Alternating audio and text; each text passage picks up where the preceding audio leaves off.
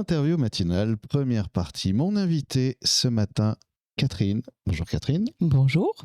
Alors Catherine, tu viens pour nous parler d'une action que tu accompagnes et que tu organises d'ailleurs depuis septembre 2025 à Pringis, on va en parler, d'une action au sein aussi de l'association AAMM, qui est l'association d'accompagnants de malades et de mourants. Et de mourants. Voilà. Des personnes en fin de vie, on va dire. Personnes en fin de vie. Donc cette association, toi, tu t'es engagé il y a 5 ans maintenant. Exactement. Donc dans l'accompagnement. Oui, tout à fait. Et aujourd'hui, tu viens nous parler notamment depuis septembre de ces réunions qui ont lieu une fois par mois à Pringis. Exact. Résidence Pringis à Sauveterre de Guyenne. À Sauveterre de Guyenne. Mais alors d'abord, pardon, mais comment vient cette initiative en fait de te dire tiens, il y a 5 ans, je vais accompagner des personnes, parce que c'est quand même des sujets qui a priori peuvent paraître un peu rudes, d'accompagner des personnes malades, des personnes mourantes. En fait, j'ai toujours été attirée par les personnes vieillissantes. J'allais régulièrement dans les maisons de retraite. Et je suis touchée par le fait que les personnes vieillissantes n'ont plus d'utilité et petit à petit se retrouvent seules, se retrouvent démunies et se retrouvent sans communication. Sans communication avec leur famille, sans communication, voilà, elles sont seules. Et moi, je suis touchée par cette solitude-là.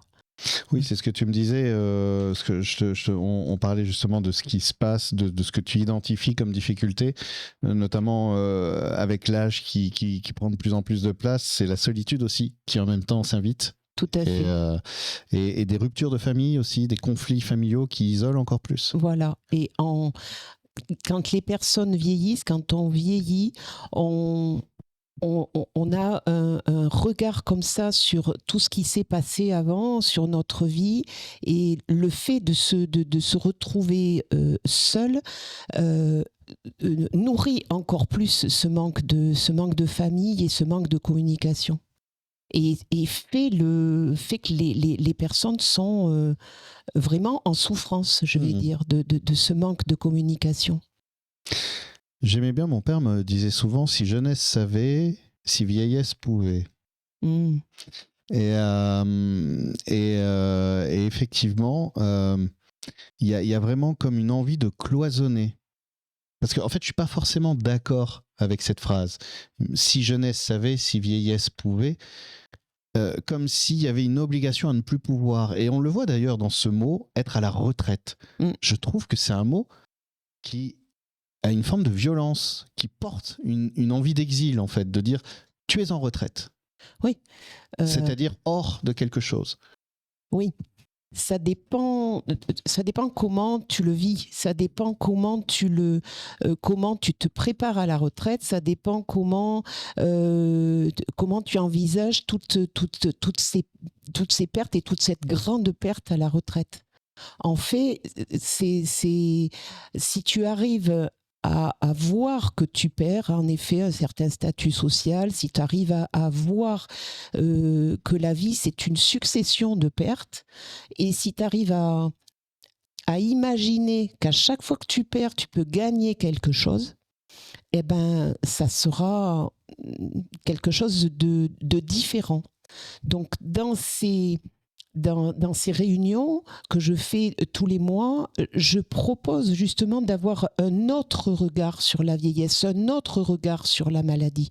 En discutant, en essayant de parler de nos souffrances, de nos difficultés, ça nous permet, de par la parole, de par la communication entre les gens, d'avoir petit à petit une ouverture différente.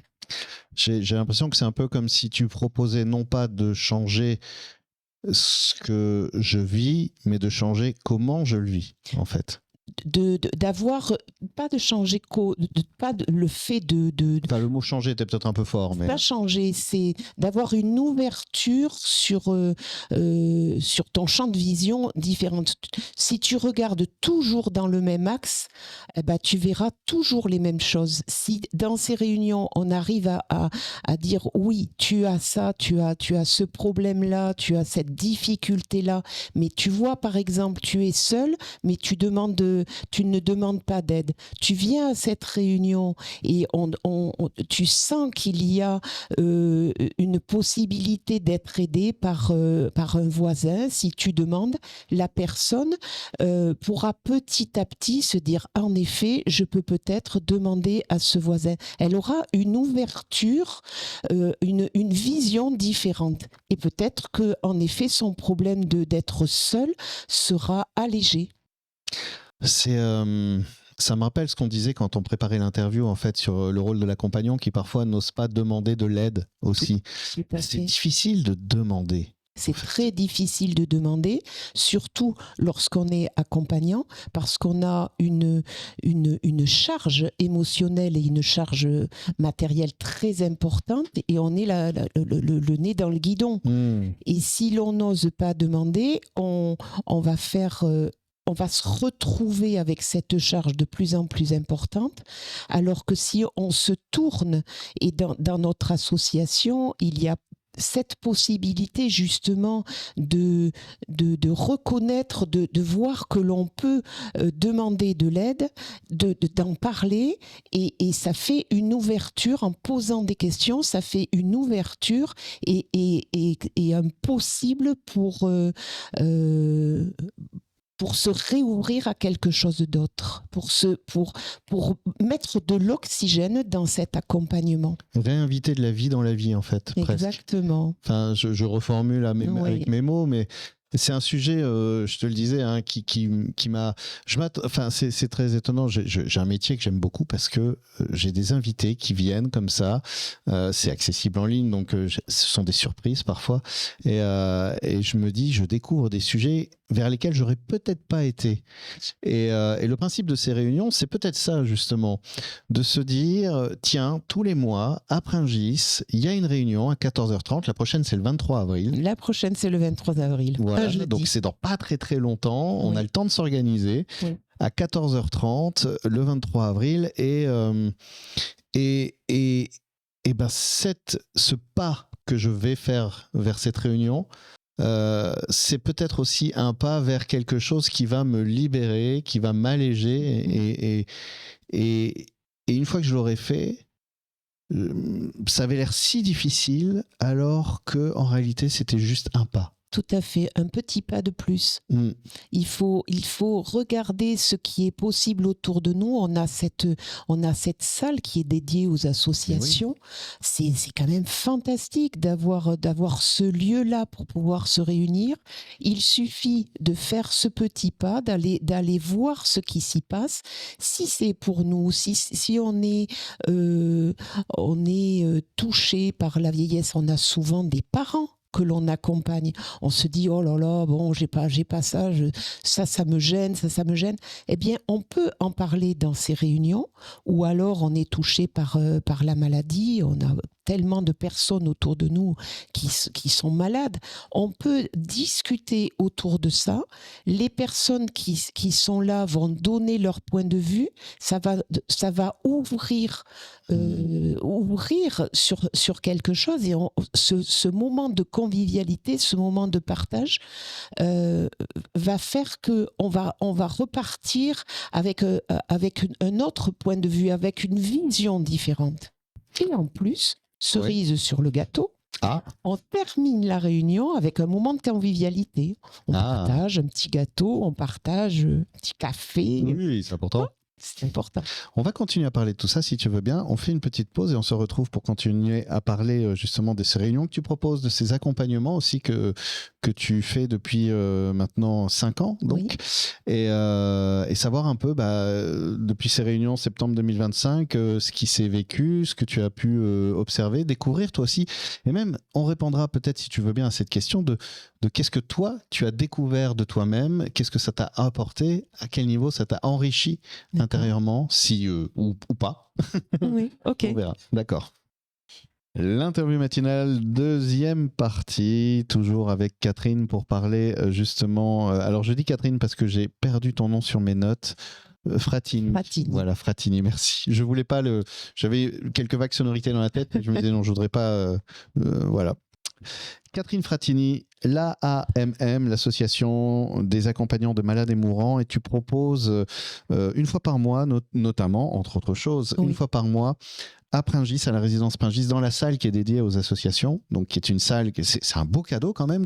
C'est vraiment extraordinaire de la part de la mairie d'offrir une salle réservée aux associations avec vraiment un lieu, elle est claire, il y a tout le matériel qu'il faut, il y a même un petit café éventuellement, un micro-ondes pour faire réchauffer les choses. C'est une salle très lumineuse, vraiment très très très très très bien, très très agréable d'être dans ce lieu dédié. C'est vraiment super. Et donc justement dans ce lieu, toi ce que tu proposes c'est des réunions autour de la maladie, de la fin de vie, donc du temps qui passe et qui parfois passe ou trop vite ou pas assez vite à notre goût. Ce serait tellement facile de résumer ça en quelques idées simples et simplistes, mais évidemment, c'est un peu plus complexe que ça.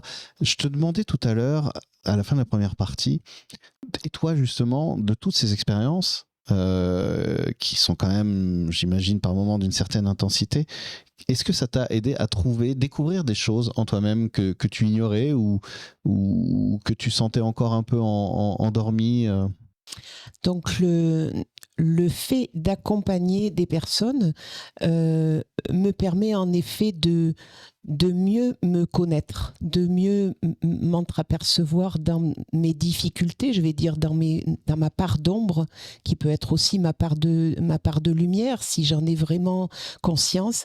Et je te donnais tout à l'heure l'exemple de cette personne que j'ai accompagnée un jour et où j'ai vraiment bloqué parce que c'était une personne qui avait la maladie de Charcot et qui, par l'intermédiaire de sa tablette, quand je lui ai demandé ce que je pouvais faire pour elle, m'a demandé de trouver le médicament. Et là, je me suis sentie totalement impuissante. Et je n'étais plus capable de l'aider. Je me sentais vraiment tellement démunie face à cette demande. Donc, dans notre association, il y a la possibilité d'être accompagné en tant qu'accompagnant. Donc, tous les vendredis, on se réunit et on peut poser toutes les questions que l'on a autour de notre accompagnement. Et j'ai posé cette question: qu'est-ce que je fais de ça ? Qu'est-ce que je peux apprendre par rapport à ça ? Et les réponses qui m'ont été données, apportées, m'ont permis de voir qu'en effet, je suis arrivée chez cette personne avec ma petite casquette de sauveuse, et quand cette personne m'a demandé de trouver le médicament, je me suis sentie d'une impuissance totale. Mais le fait d'avoir de me rendre compte de cette part en moi m'a permis et me permet encore de voir que ça c'est moi, de voir que sur ce moment-là, je n'ai pas pu aider, j'étais impuissante, mais le fait d'en discuter m'a permis de revenir chez cette personne avec une autre approche, une autre façon de l'accompagner. C'est comme, tu vois, c'est terrible, il faut beaucoup de courage, je trouve, pour admettre son impuissance. Je croise plus souvent des personnes qui se jouent d'elles-mêmes et veulent se croire plus fortes en ayant peur que ça les tue si elles ne le reconnaissent pas, enfin, tout ce genre de choses.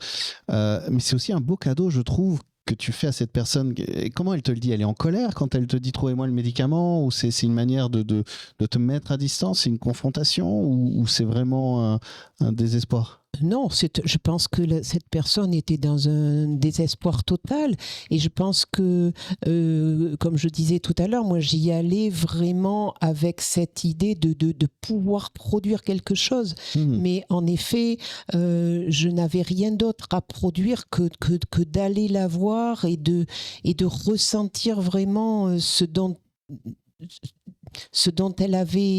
elle avait besoin, mais sans pouvoir forcément fournir cette chose-là. Et pourtant, tu lui offres à ce moment-là de se sentir peut-être, je dis pas ça, hein, c'est peut-être utile à quelque chose. C'est-à-dire, d'un coup, dans la remarque qu'elle te fait, Oui. elle sent bien que tu reviens malgré tout Oui. vers elle. Donc déjà, ça c'est un geste qui fait du bien Oui. quand l'autre revient malgré tout. Et en plus grandit de quelque chose. Donc Oui. cette remarque qu'elle t'a fait, elle se dit waouh, quelque part, je l'ai aidée elle aussi dans un jeu de miroir en fait. Tout à fait. Et ça me rappelle ce que tu dis dans les conversations, c'est cette importance de revenir dans la notion de solidarité en fait. Oui, dans la notion de, en tant qu'accompagnant, quand on se réunit le vendredi, on voit très bien que on veut toujours aider l'autre, produire quelque chose, mais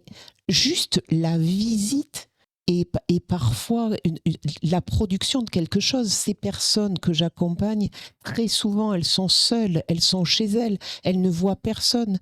Donc, il faut avoir l'humilité de voir que ne serait-ce qu'aller leur rendre visite 5 minutes, 10 minutes, ça peut changer le cours de leur journée. C'est pas y aller avec l'intention de transformer leur vie. Et une chose est sûre, c'est que d'accompagnement en accompagnement, il va se produire quelque chose. Nous-mêmes, on va grandir. C'est cette notion d'avoir une connaissance de plus en plus importante de soi-même grâce à l'autre. Et j'allais dire le plus intéressant, ce n'est pas ça. Quand on accompagne les personnes qui sont vraiment en fin de vie, il se produit quelque chose d'encore plus fort. Mais ça, c'est encore un autre accompagnement. Il y a plusieurs endroits pour accompagner. Il y a plusieurs stades d'accompagnement. C'est ce dont on parlait tout à l'heure. Oui. Voilà. C'est un sujet immense, en fait, finalement, Immense. comme la vie, dont la mort fait partie, de toute façon. Et je rappelle que ce sujet, il peut être abordé par ceux qui en ont besoin, en fait, et le vivre.